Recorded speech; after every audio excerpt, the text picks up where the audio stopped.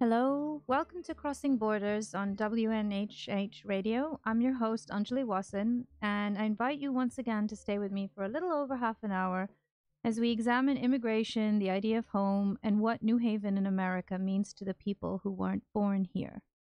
Today, my guest is Mito Mardin. Mito was born and raised in a secular Turkish family. He was born in Turkey and attended a German high school in Istanbul, which then led him to move to Germany and received his PhD in chemistry, physics, and microbiology. And then he started working for Bayer Pharmaceuticals in 1977. His job brought him all over the world, including Japan, the Asian Pacific, and of course the US. He finally moved here permanently in 2005 and became a citizen thereafter. But he still spends a lot of time in Germany and commutes back and forth from the continents. Welcome, Mito. Thank you for having me. Let's start with discussing how you were able to acquire citizenship here in the US and then what that process was like for you. Yeah. I think, I had a very privileged life. I may have not gone through all the difficulties that other people went through. So I worked for a pharmaceutical company and worked, in the entire world on 3 continents. And on my last assignment, we were moved back again to the US in 2005. And, when it was time to retire, my wife and I decided we wanted to stay here and applied for citizenship. And that went through without a glitch. Wow. And, but that's the reason why I say, because, people could see my entire background, and I had no reason to flee from one country to another. But you ask me, why we decided, because we like Connecticut. We consider it our home state. We like the fact that we have the opportunity to, participate in political life. We do all the canvassing during election times and stuff like that. We like the 4 seasons. So it was not a big deal. And I also have the European Union citizenship through Germany. Okay. So, yeah, that was a different thing. Let's put it this way. Oh, really? Was that harder to It get? wasn't harder to, but when I moved to Germany to study at the University of Göttingen, where I met my wife, it was not a common thing for Turkish citizens to get the German citizenship. After a while, when we had our son and I got assigned to the US, the company said it would be better if you all have the same passport. That's the reason why I applied for the German citizenship. So that's how I got it. Okay. Uh, So but that came I, first. but I had to give up the Turkish citizenship, which the US doesn't require. The US doesn't care. Once you get the US citizenship, everything else is secondary. They don't really care. But the Germans back then, they required to give up your, if you will, your past. What did that feel like to have to give up your Turkish citizenship? To be honest, I mean, at that time I had already lived in Germany for over, I don't know, 20 years. Okay. And I never felt the need, because I am proud of my heritage. I am proud of being a staunchly secular Turkish person of staunchly secular Turkish upbringing. So, but Muslim roots, though, nonetheless, it's Yeah. important for me to indicate that although I'm a very secular person, but I have Muslim roots. So it really was hard to give up the. Back then, the Turkish passport was blue. To give up that blue passport, it was like but my wife said, you know, we are doing it for practical purposes. You That doesn't mean you are not Turkish anymore. So she is a pretty uh, comforting force in my life. Yeah. Yes. And she sounds like she's very practical about it. But She's practical and yeah. she keeps me grounded. Let's put it this way. Yeah. Yes. Can you tell us a little bit about what it was like to grow up in Turkey? You said you grew up in a staunchly secular family. What did that look like, and what was it like growing up in Turkey in Yeah, this in the it was 60s? different than Yeah. now. I mean, both of my parents, you know, grew up after the First World War, after the disintegration of the Ottoman Empire. So during the Ataturk years, they are both staunchly Republican, not in the U.S. Republican way. No, So Republican means something it's very different in the rest of the very world. Yeah, yes. yeah. So they were my brother and I. We were brought up in the sense of religion is only something that should be limited to your home environment. It should not define you out there in the public. So that's the reason why, you know, my mother never approved man wearing skull caps, women wearing headscarves, God forbid hijab, in public life. That basically was what being secular meant to them. Okay. Although, you know, she insisted that during the Ramadan, my brother and I fasted for 1 day for symbolic reasons. Okay. So, maintaining the Muslim roots, but making sure that religion was not going to define us out in the public. So that's how I was brought up. And was that unique to your family, or was that kind of the feeling in Turkish society at that time? Pretty unique, pretty typical for uh, urban population in Turkey at that time. You know, I was born 1949, Okay. so and spent my until 1968 my entire life in Turkey, but that was very typical. It changed, but I have to tell you, Anjali, people like my parents also required pious Turks to act exactly like them. You know, make religion should be totally private, while these people wanted to. You know, women wanted to wear scarves, headscarves, and some of these men wanted to wear, you know, uh, some headgear. Okay. And that is the reason why we ended up having in Turkey this new development. You know, it's, if you will, a backlash to people like my parents, who basically demanded, you know, we all have to be secular. You know, that's the backlash. And is that where Turkey is currently in terms of the political environment? How is it That's now? that's the basically that's the big division in, you know, So that Turkey, division continues between sort of a more secular, like a need for more secularism in the society and more religious. Is that yeah, kind of you know, President Erdogan has 52% of the votes, whereas the opposition is like around, combined all together, at 48%, 47% kind of a thing. okay? So 52% are, you know, he represents the pious population, whereas the opposition is especially in the urban areas and in the western part of the country, are extremely secular. So Okay. that's the stark division in the country. And, you know, at some point, you know, the problem, in my opinion, arose from the fact that people in power did really not respect uh, uh, the rights of the minority of the opposition. The opposition used to be very pious, uh, women, for example, wearing headscarves were not allowed to attend universities. That's totally unacceptable. Okay, And yeah. so that was the backlash. So that's basically what the country has to work out at some Okay. point. Yeah. So it sounds like those kind of dueling sides still exist very much so, and Absolutely. kind of shift power, Absolutely. the power Yes. dynamic shift Yes. ever so often. Yeah.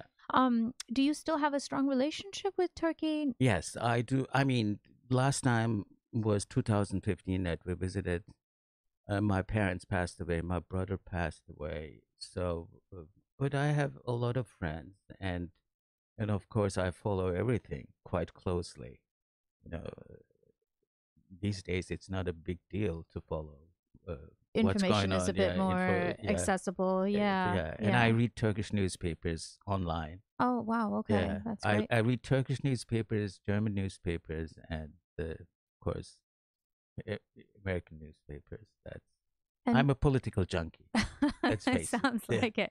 And what is it like for you? And when you went back in 2015, you said the last time, what is it like for you to visit Turkey now? I have to say it was we visited quite often, and you could see it became a middle income family country. Mm-hmm. It became uh, quite how should I say, economically they were doing pretty well. Okay. 2015, I have to say, the Turkish airports, the Turkish highways didn't have the potholes that whenever you end up arriving at Newark or Oh, at JFK, wow. Yeah. coming back to Connecticut, which I consider my home state. Yeah. The Turkish highways are much better than y- y- you know what what we have here. So it was a huge difference Okay.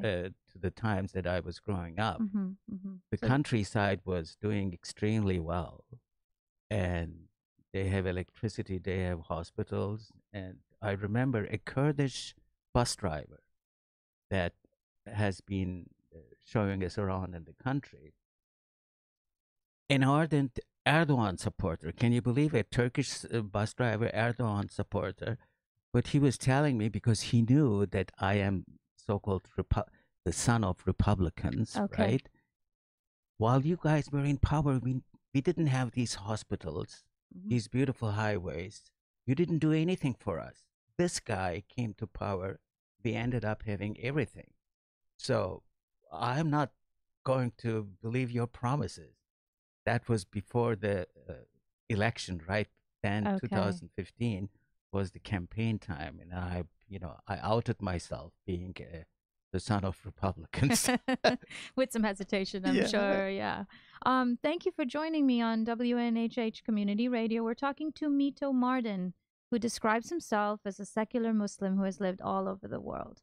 He joins us in the studio to talk about how emigrating many times has impacted who he is. And I want to talk a little bit about what your move to Germany was like. And when did that happen? And then what was it like for you to be a young person in Germany in the 70s? Is it the Yes. 70s? Okay. Yeah. It actually is 68. Okay. I in my first year as a student, so I graduated from a German high school in Istanbul, Okay. and I went to study at the University of Göttingen, 1968. And I remember the first semester I ended up campaigning for Willy Brandt, who ended up the chancellor who initiated the reconciliation of Germany with the former adversary. So you So, were politically engaged oh right from the yes, I beginning. was I was politically engaged from the very beginning. You can consider me as a liberal, if you will. And so I was. It was interesting. I never felt discriminated against because I spoke the language without any accent. Okay. So whenever I felt like, you know, people would tell me, "Oh, Mito, don't worry about it. You don't look Turkish at all," without realizing how hurtful that is. You know, I mean, I, I am Turkish, and I don't have any issue with looking Turkish. So why would you tell me that? Almost implying as if looking Turkish is something negative. Yeah, Yeah. yeah. So that's something that really is. But I have to tell you, uh, during my study at the university, and when I joined Bayer throughout the 35 years, I never felt discriminated against. But outside of this, if you will, privileged class, I would be always, if I would end up facing remarks like, one of the neighbors told me even, if you would have stayed at home, you would be riding on a camel now. Oh, wow. Yeah, Okay. but again, those people were not people that I usually interacted with. Okay. And throughout my entire career, I have to tell you, I never felt discriminated. But outside, you always, I at least experience these things. Just recently, for example, we were attending a play, a theater play, and one of the neighbors of my wife, they started a conversation, and my wife told her that, she felt sometimes unsafe because I am such an outspoken guy. I would just voluntarily say that I am a Muslim. And then she is worried about my safety, about our safety. And the lady told her, "Oh, you don't have to worry about it. He doesn't wear a hijab." Oh, wow. That's But alarming. that's ignorance, though. Right. I don't. I mean, it's well intentioned. Yeah. But even if I would be wearing some headgear, even if my being a Muslim, albeit secular and whatnot, why should that be an issue? Well, I definitely want to talk about that more. I think that sometimes, being Muslim has kind of have some very heavy connotations, especially in our current political climate. And I want to get to that in a few minutes, but I wanted to talk a little bit more about your move to Germany Yes, and when you moved, it sounds like you became very politically engaged yes. straight away.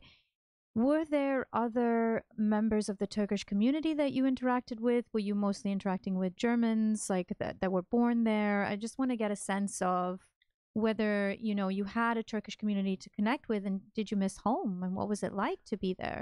I had, I mostly interacted with students, German students as well as Turkish students. Okay. So we would have the common denominator being politically active and outspoken, and but I would, go shopping in typical Turkish places, and then I would see that the Turks that were coming to Germany were coming from places that I was not familiar with from Turkey. Okay.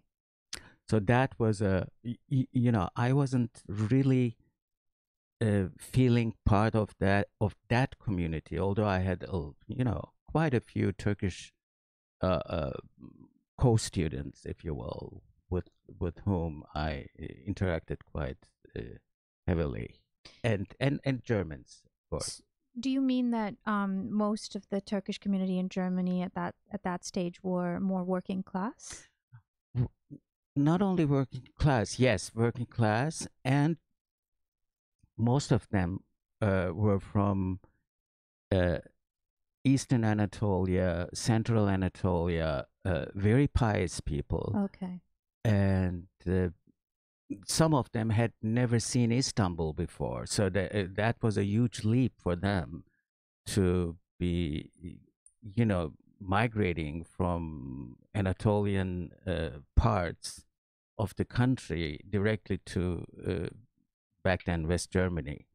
So you could, and it must have been a huge difference. And with some of these people, I would just start conversations in grocery stores, Yeah. and they would tell me immediately, just you know, seeing how I spoke Turkish, "Are you from Huh. Istanbul?" And I would say, yes. Oh, I've never seen Istanbul. It must be a beautiful place. I say, yes, it's a beautiful place. But I mean, you make your home where you feel it is your home because your family is there, your friends are there. So that's basically how I got to know the Turkish migrant guest workers, as they are Yes, called, yeah, guest workers. Gastarbeiter, right? Gastarbeiter, yes.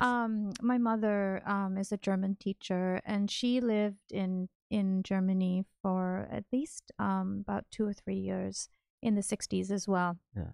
And I was actually talking to her about this very recently, and she said, yeah, that the Turkish community was always referred to as the Gastarbeiter, Yeah. forgetting the diversity within the Turkish community that it sounds like there was. Oh, yes, there right? They was. were not all working class economic migrants, but Yes. yet they were always referred to in this way. Right, right. And it was interesting also to hear her experiences. And she moved from, she's from an Indian community in Kenya, and moved to Germany. She received a scholarship to learn German and then become a German teacher. And she was a vegetarian when she arrived there. And they had really never heard of vegetarians before. And she wore a sari on the street, and she was stopped, frequently, sometimes with curiosity and pleasure. People would ask to take pictures with her. But often they would be, ridicule as well. And she really talks about how, in some ways, it was one of the most welcoming societies because there was so much curiosity. And I think post World War II, there was a lot of Germans that felt like they wanted to be more open to people coming into the country. But she also talks about how it was very difficult to be from somewhere else in Germany in the 60s, especially. And it sounds like you had a somewhat similar experience. Absolutely, and that sounds right. That Yeah. really sounds right. It's uh, quite a lot of is ignorance, obviously, and not having been exposed to different kinds of people, and ignorance. When it comes to the Turks, the Gastarbeiter, it's on both sides. The Turks as well as the Germans. So they were supposed to go back at some point, but they never went back. Well, most of them, stayed there, had their children. But these days, I have to say, because we spend so much time in Germany, when you watch TV, you have Turkish anchors. Oh, wow. Speaking fluently German, you would, Mm. I mean, just look, my wife and I, because we can detect the Turkish names, we will say, okay. And when you watch movies, TV movies, and you see some of the directors and editors and actors of Turkish origin, just because their names are so telling. Okay. But you couldn't tell by listening to them speaking German. Well, it sounds So like it's a whole generation later. It's a whole generation. So yeah. it changed a lot. That really has changed a lot. And I have to say, these days, when we travel to Germany, we spend a lot of time because our grandson is there. Our son is German. Our grandson is German. And when we are there, in downtown areas of the cities that we visit, where they live and where we have another place, you hear Arabic, Russian, Polish, Ukrainian, Hebrew, Spanish. Wow. And it's a totally different country from the time when we left it. We left Germany in 2001 to move to Japan. Okay. And now, in between from 2001 to now, we only have been visiting, and we have seen how the country has changed. And it's drastic. The change is really drastic. It's going to be interesting to really look how they are going to cope with all these changes. Oh yeah, the European Union certainly has a lot of changes coming up. Absolutely. I think people sometimes talk about Brexit, which is the UK leaving the EU, as something that's going to mainly affect the UK. But of course, that's not the case. It's dramatically going to alter the EU as it stands now. Yes, it is going to dramatically. Yes. So from Germany to Japan, wow, and that must have been quite a change in itself as well. And can you talk a little bit about what it's been like to, move so much?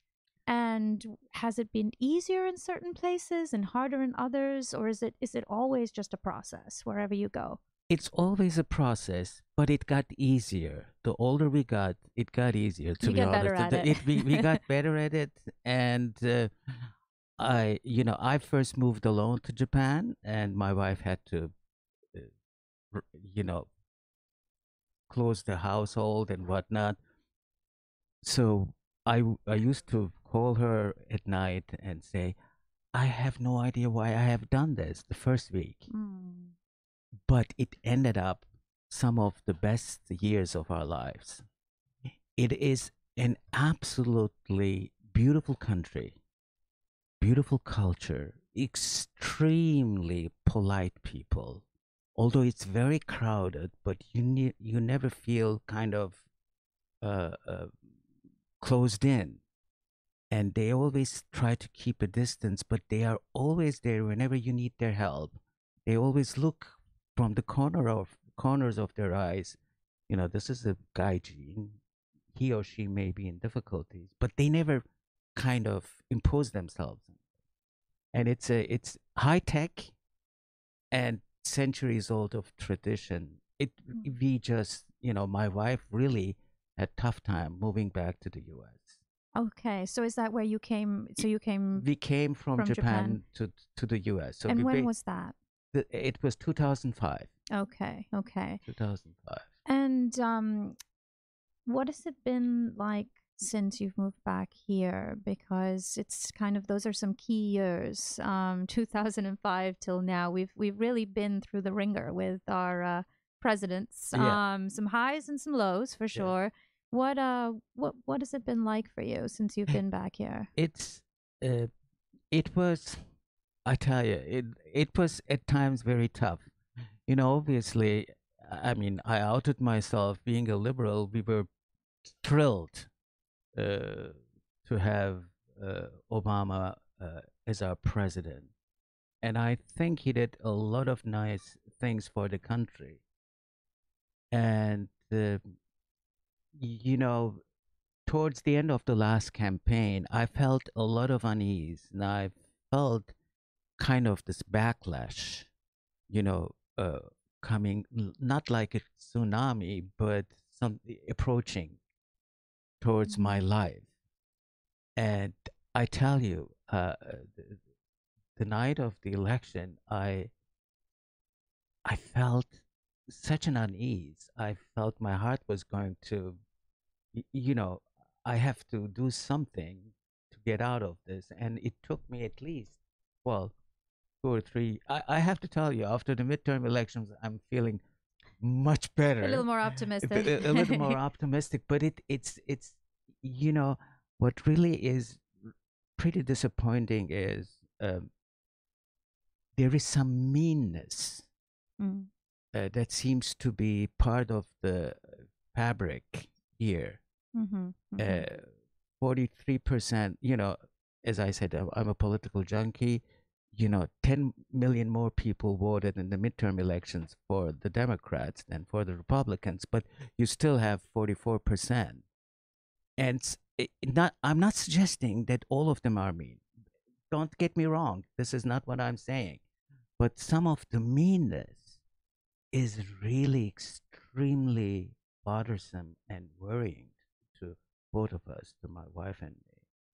I think that's a really good point. I think people sometimes, it's easy to turn a blind eye to the kind of political rhetoric that's now a very commonplace thing in our media and from the president's mouth himself. And I think it's incredibly destructive. And I think that if you come from one of the communities that he's so often bashing, it's incredibly disconcerting. You feel unsettled and you feel insecure and you feel threatened in some way. And then when you kind of back it up with the statistics to know that there are 44%, for example, as you mentioned, people who support his arguments, then it is scary to think. And of course, not all 44% believe in those exact values.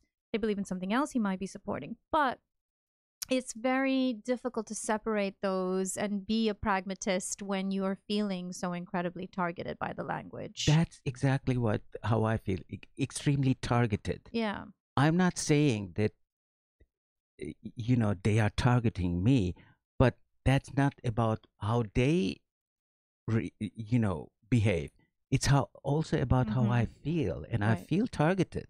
Right. That's the problem that most people have difficulties understanding, and that's you know, uh, what am I? Am I chopped liver? Mm-hmm. I Mm-hmm. this is how I feel. You can't Mm-hmm. just tell me you don't look Muslim at all. Mm-hmm. Don't worry about it. I mean, Well, yeah, come that's on. right, right. I mean, I think the events of 9/11 changed, changed the world, Yes. changed the way the world perceives Muslims, and certainly in the US. How did it impact you personally? And how do you identify as a Muslim now in a post 9/11 world? Has it meant something different to you to be Muslim now? Uh, okay. So it means something different because I feel like I have to explain why I identify myself as a Muslim, and they don't have to be afraid of me. Not all of Muslims.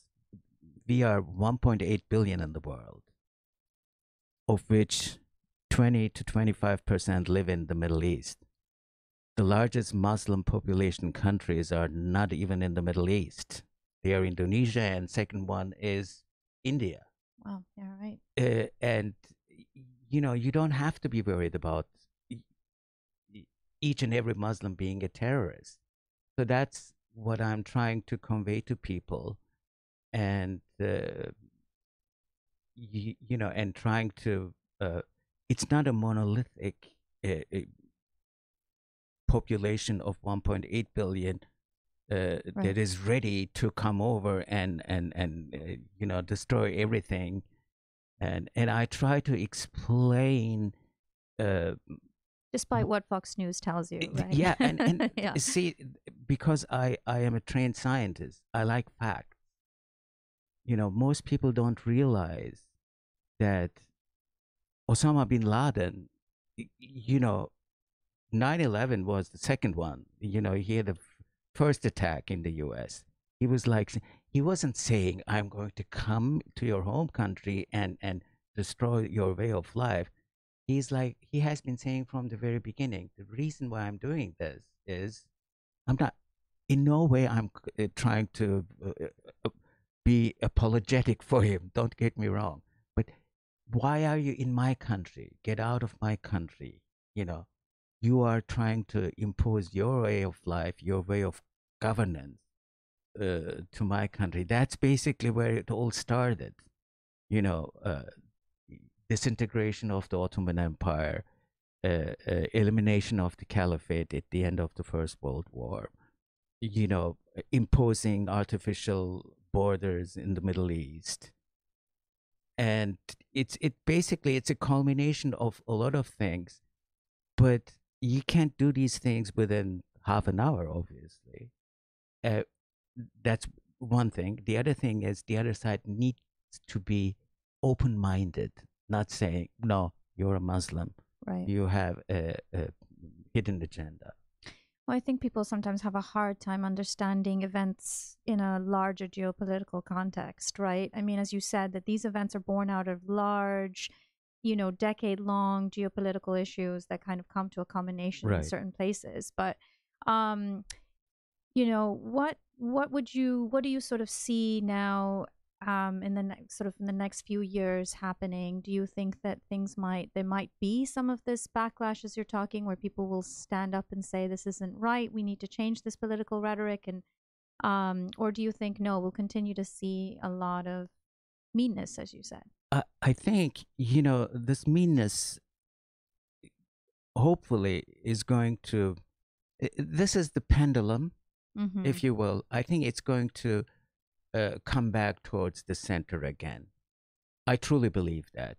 And I also believe that, you know, if we have a viable candidate that can project some practical and moral values that underline the commonalities that we have in this country, that's going to help us also. So what I'm trying to say is, whoever is going to be the candidate, in opposing candidate to our current president in 2020, that person needs to be able to convey the moral values that this country is so unique about.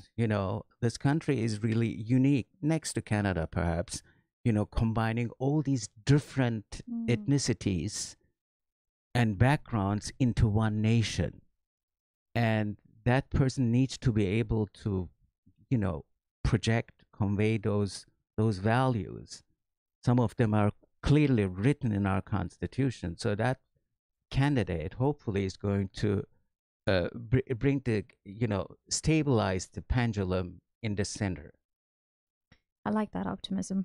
I really hope we could find someone that that's does the that. reason why my wife and I are politically active. Yeah, it's nice to think of the pendulum. Yeah. It's important to remember that, I think, sometimes during the more dismal times. But Mito, thank you so much for joining us in the studio. It's been a true pleasure to speak with you and learn so much. So thank you so much. Thank you for having me, Anjali. It was a pleasure, mine. Thank you to everybody else for joining us on WNHH Community Radio. We'll be back on March 6th, and I hope you'll join us then.